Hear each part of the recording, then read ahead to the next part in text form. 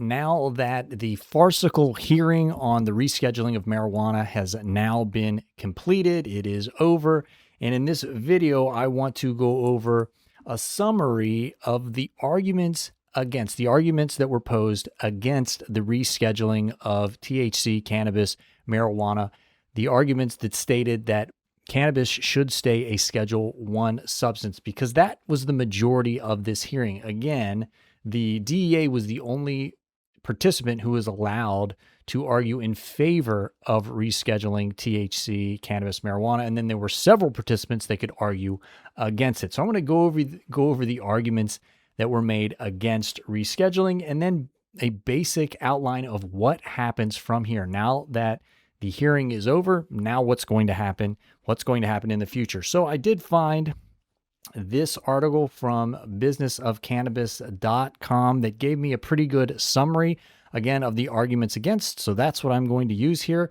Again, this is the article. If you want to check out the article in full, I've again highlighted what I think are the important points. So I'm going to go over the arguments against kind of point by point or participant by participant. And the first one is from the Smart Approaches to Marijuana. And I'm going to quote this doctor, and I'm just going to call her Dr. Luley because I'm not even going to try to butcher her last name. She testified that cannabis is not consistently reproducible and that state medical programs are a primary source of diversion. And point number 3, that the DEA's own scientific review addressed critical issues the HHS analysis omitted. So 3 separate points here. And 3 points that are valid points. These are points that are true. Cannabis is not consistently reproducible as of this point. It's not an FDA-regulated drug. State medical programs are going to have to figure out how to come in alignment with Schedule 3.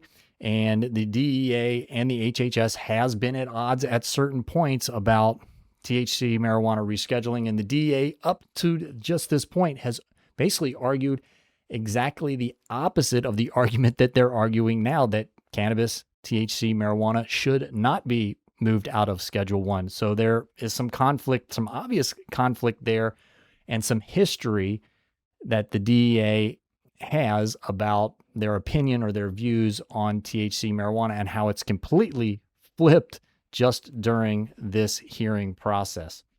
Right under that, the government declined to cross-examine her. So basically, they just left her conclusions as is. And they believe that, again, this doctor's analysis rests on a legal standard that has been superseded. So their hope is that, and again, I'm not a lawyer, but that the arguments that she has made are no longer basically valid. All right, we'll move on.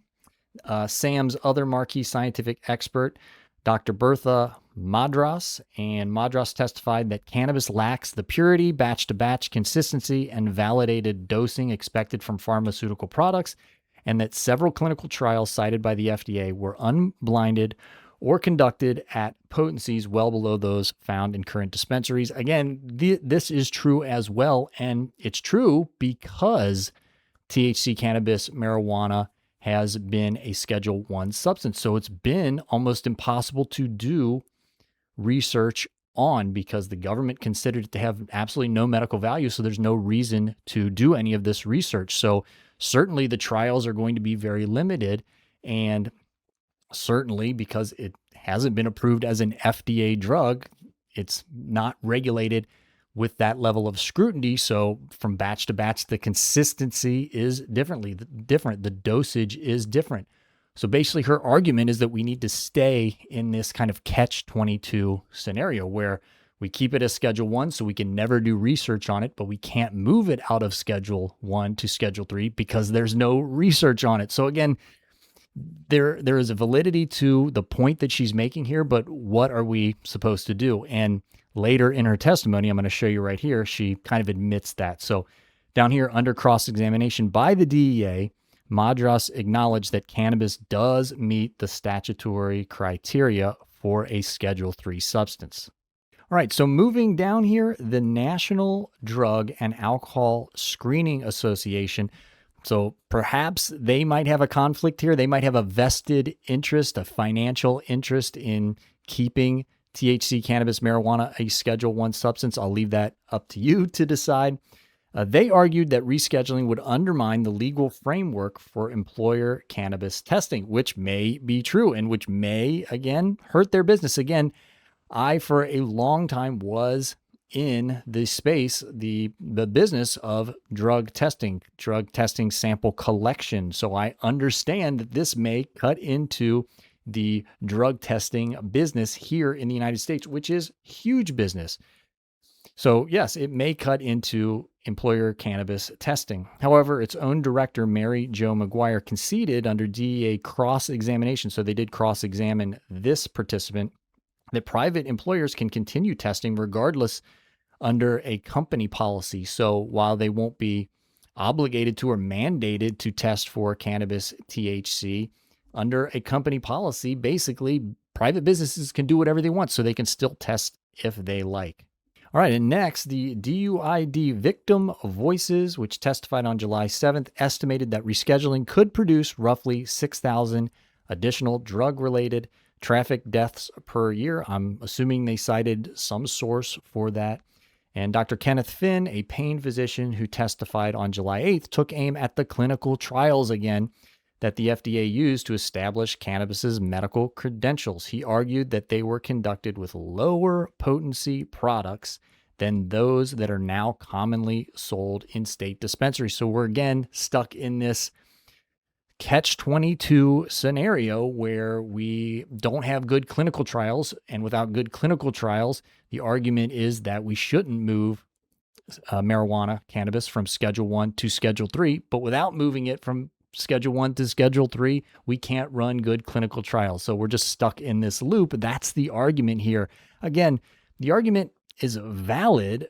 It's most likely true that the dosages used during the trials and the dosages that are given out at dispensaries are far different, but a big part of moving cannabis from Schedule 1 to Schedule 3 is so we can conduct more research. All right, so that's a summary of the arguments that were made against rescheduling cannabis from Schedule 1 to Schedule 3 during this hearing process that has now concluded, this farcical hearing process. So what happens next? Now what happens? Now that the hearing is concluded, are we Schedule 3? What's going on? So the next step basically is that the judge, the administrative law judge, takes all of this information into consideration, and then he will end up making a final recommendation to the DEA. Now, why is this cannabis hearing a farce? Because the DEA doesn't have to listen to this recommendation. The DEA can basically do whatever they want. So the next step is the judge makes a recommendation. Again, just another bureaucratic process that means absolutely nothing in this whole procedure of rescheduling. And then the DEA either decides to go with what the administrative law judge says, or they completely ignore what the administrative law judge says. And this whole 2-week process, again, was a complete farce. So one very important final point here is that testing for cannabis, THC, marijuana is not changing. Even though there were some arguments saying that moving from Schedule 1 to Schedule 3 could undermine testing, there are groups fighting back to carve out that you can still specifically test for THC. So when THC, again, is fully rescheduled, and it is a Schedule 3 substance if you get it specifically from state licensed dispensaries as of right now, but once it is inevitably, I think, rescheduled federally to Schedule 3, drug testing for cannabis will continue, especially for safety-sensitive employees like truck drivers, pilots, etc. And I'll point to one other article. This one's from marijuanamoment.net if you want to check out that full article.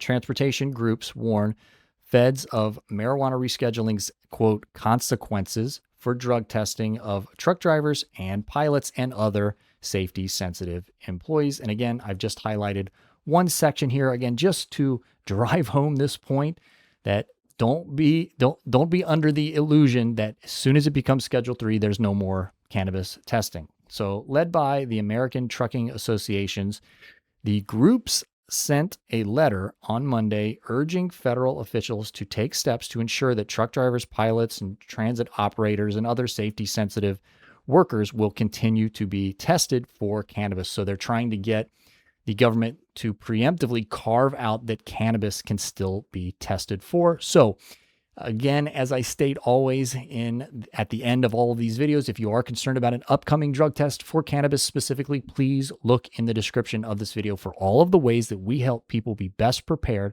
for upcoming THC tests. Thanks to all the members of this channel. Please subscribe for further updates. And until next time, everybody, stay safe.